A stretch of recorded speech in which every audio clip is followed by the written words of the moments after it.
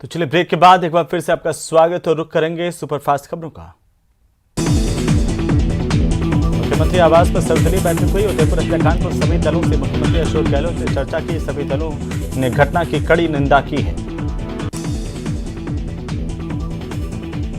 घटना के पीछे आतंक फैलाना मकसद था। डीजीपी अमर लाठर ने बयान देते हुए कहा कि एनआईए जांच में पुलिस सहयोग करेगी।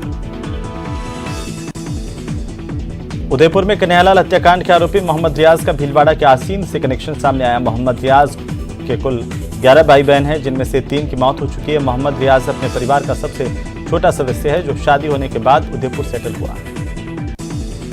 उदयपुर में निर्मम हत्याकांड को लेकर आज जयपुर बंद होगा।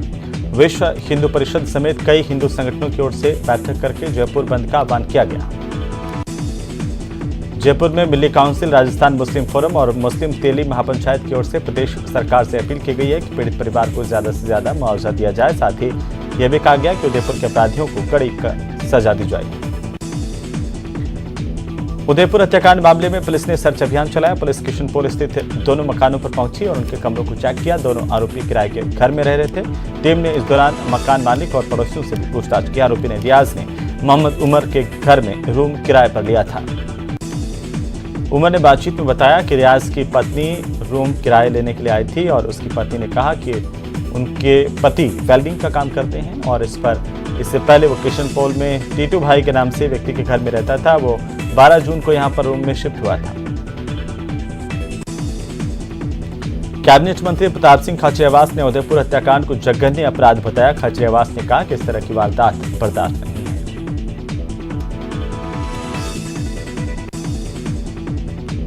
प्रताप सिंह खाचरियावास ने कहा कि किसकी लापरवाही हुई, जिसकी जांच होगी। उन्होंने शांति की लोगों से अपील की है।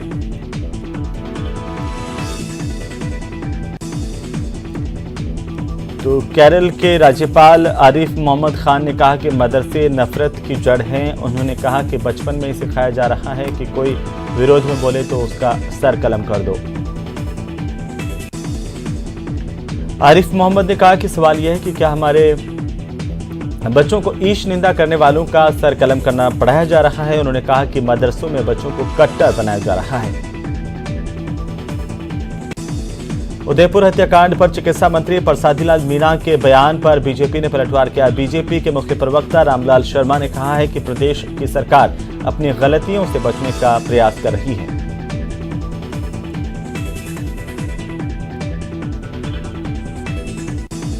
उन्होंने कहा कि अपराध होने से पहले ही अंकुश लगाया जा सकता था, लेकिन कांग्रेस वोट बैंक की राजनीति में जुटी है।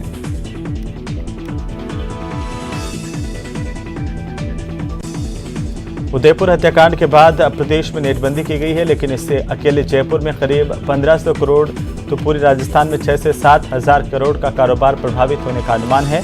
नेटबंदी से ऑनलाइन मार्केट पूरी तरह से ठप हुआ है, वहीं ऑफलाइन रिटेल मार्केट भी 60 से 70% तक प्रभावित हुआ है।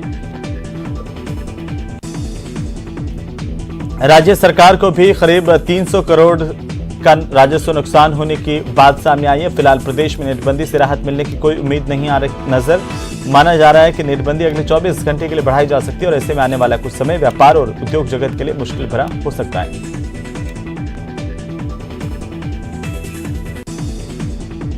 उदयपुर हत्याकांड के आरोपियों के पाकिस्तान कनेक्शन का भी खुलासा हुआ है। गृह राज्य मंत्री राजेंद्र यादव ने मुख्यमंत्री निवास पर हुई उच्च स्तरीय बैठक के बाद यह कहा कि एक आरोपी के पाकिस्तान के साथ ही अरब कंट्रीज और नेपाल में भी मूवमेंट होना सामने आया है।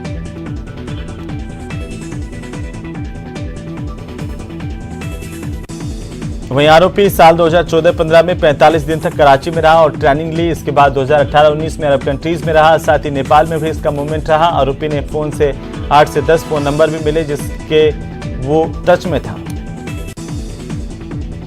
उदयपुर हत्याकांड मामले में डीजीपी अमर लाठर का बयान। यूएपीए के तहत केस दर्ज किया गया है। किस केस की जांच आतंकी घटना मानकर इसकी जारी है और इस केस में दूसरे देशों से के आरोपियों के भी संपर्क हैं।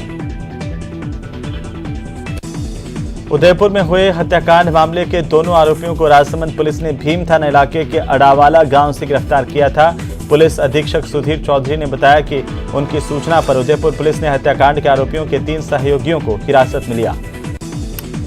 एसपी ने राजसमंद की जनता से सहयोग की अपील करते हुए कहा कि उन्होंने पूरी रात मशक्कत करके आरोपियों को गिरफ्तार किया, उनसे कड़ी पूछताछ की और हमारी सूचना पर उदयपुर पुलिस ने 3 अन्य आरोपियों को हिरासत में लिया जो आरोपियों के सहयोगी थे।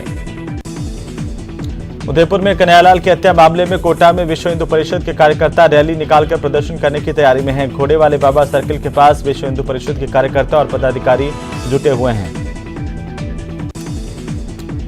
चलिए आगे बढ़ेंगे और इसी बीच बड़ी खबर